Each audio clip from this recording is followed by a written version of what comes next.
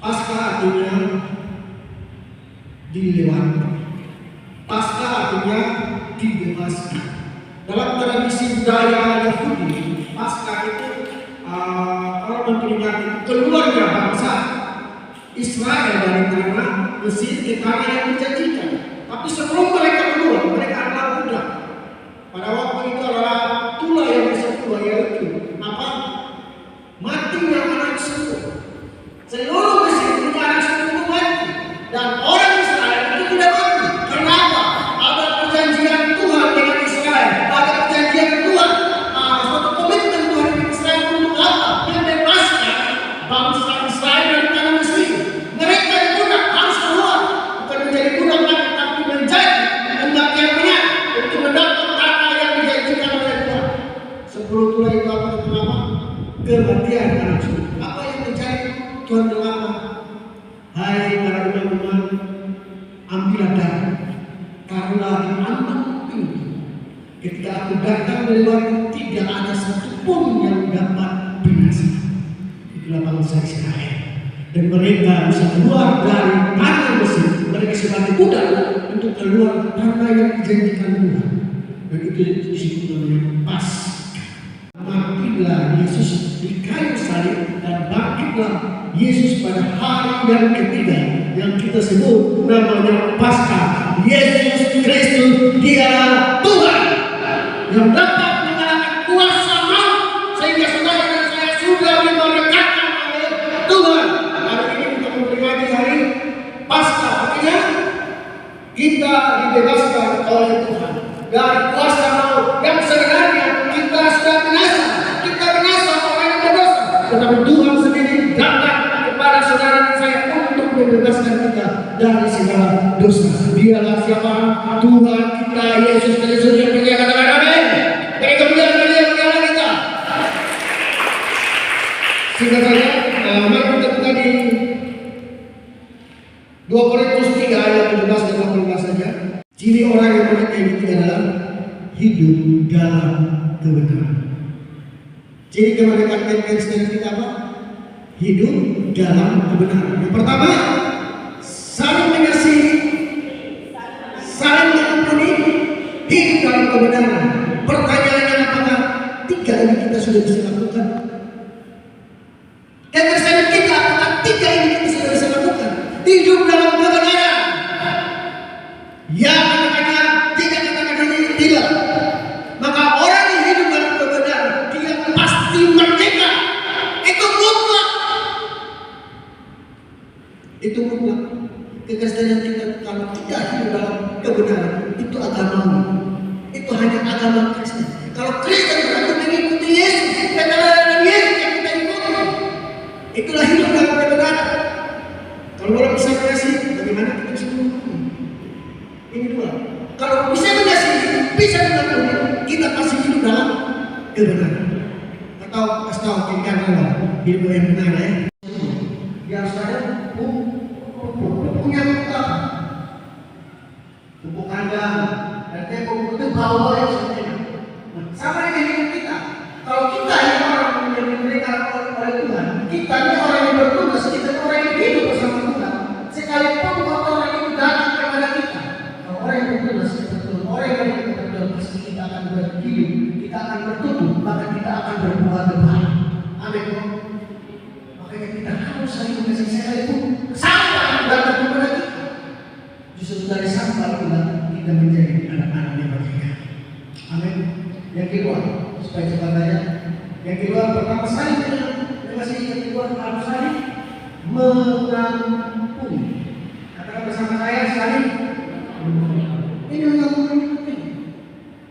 Orang yang dewasa mengampuni itu pasti sudah mengampuni. Amin. Jadi anak-anak ini ketemu dia dulu. Tapi kekristenen yang merdeka oleh Tuhan, kita harus bisa saling mengampuni. Waktu Yesus menjadi saling kata yang paling pertama mengucapkan adalah, ya Bapakku, ampunilah mereka, karena mereka tidak tahu apa yang mereka perbuat. Yesus bisa bicara. Sampai kadang saya kurang dari manusia. Tapi waktu kita saling, dia berkata, ampunilah mereka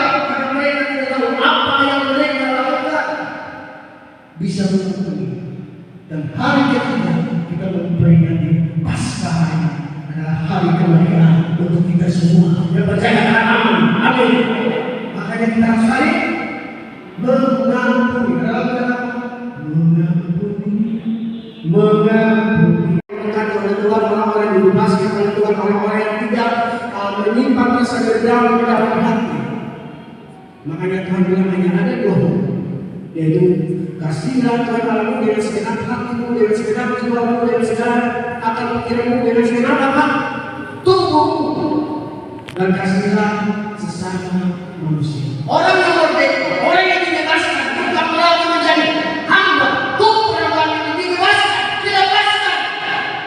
Pertama, kemerdekaan itu mencerminkan kita harus saling mengasihi. Katakan bersama saya, kita harus mengasihi.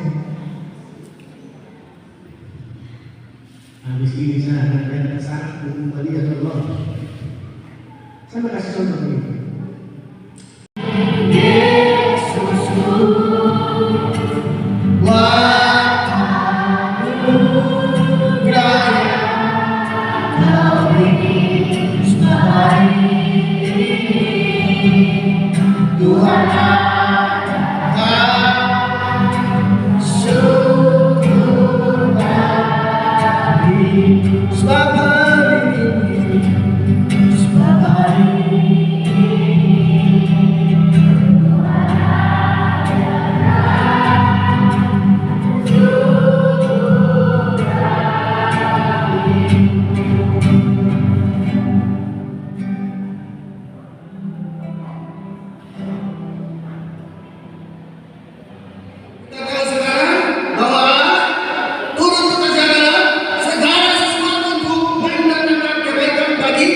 Mereka yang bersedia, yaitu bagi mereka yang terpanggil sesuai rencana. Sebab semua orang yang dipilih, saudara saya sudah dipilih oleh Tuhan, dan semua dari semula mereka juga ditentukan dari semula untuk menjadi serupa dan segambaran anaknya, supaya anak itu menjadi yang sulung di antara banyak saudara 30, dan mereka ditentukannya dipanggilnya, dan mereka dipanggilnya mereka itu juga dibenarkannya, dan mereka amin.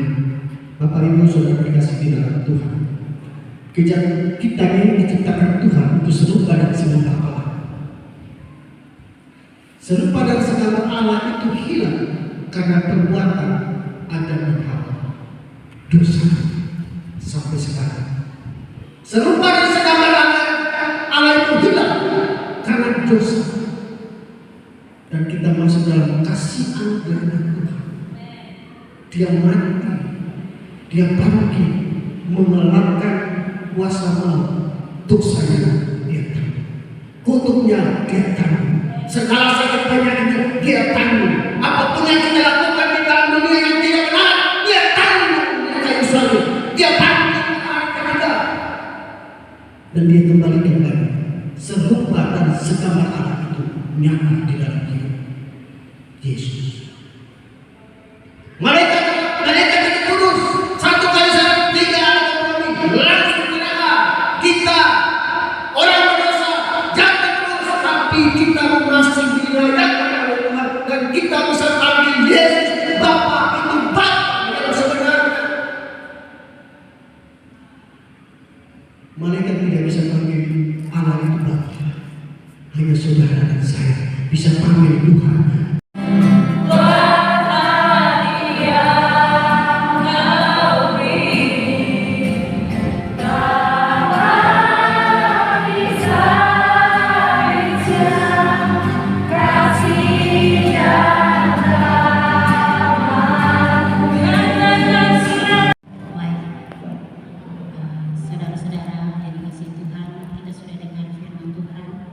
Bahwa kita adalah anak Tuhan yang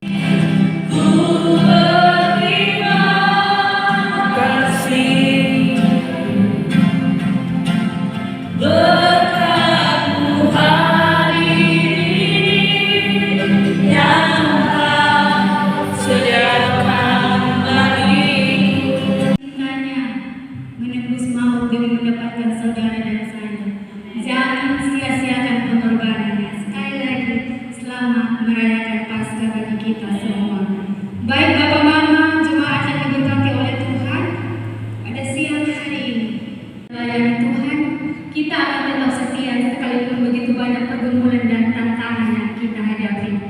Karena itu pelayanan bukan lagi beban, tapi merupakan satu kehormatan.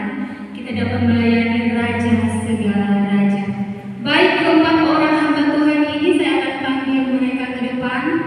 Yang pertama penghargaan diberikan kepada Bapak Zepi Sani. Para hamba Tuhan disilakan. Kita berikan tepuk tangan dulu.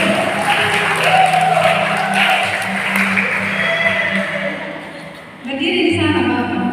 Sebentar boleh ke sini. Yang kedua, kepada hamba Tuhan Ibu Adriana Kasih. Ada kok. Tepuk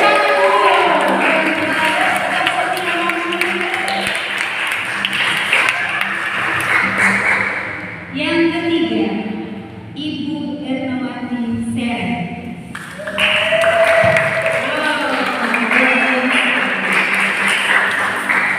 Dan yang keempat, kita dapat menikmati pujian yang luar biasa Ibu Seren Basari.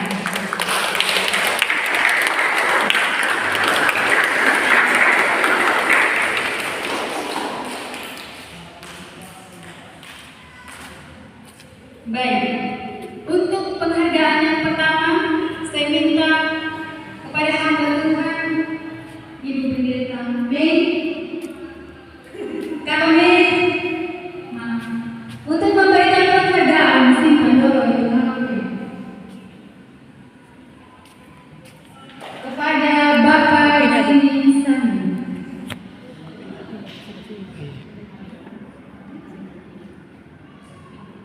Oh maaf, tapi tadi sana bisa apa?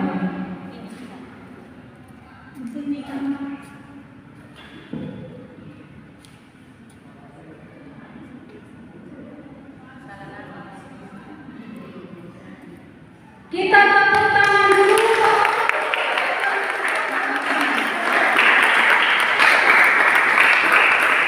Penghargaan kedua diberikan kepada Mama Matambui untuk Ibu Adriana.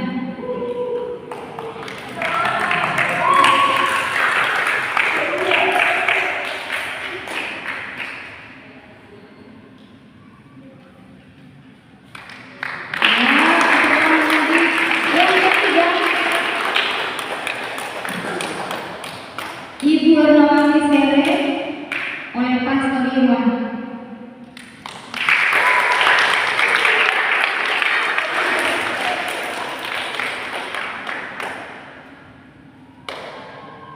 Ya, dan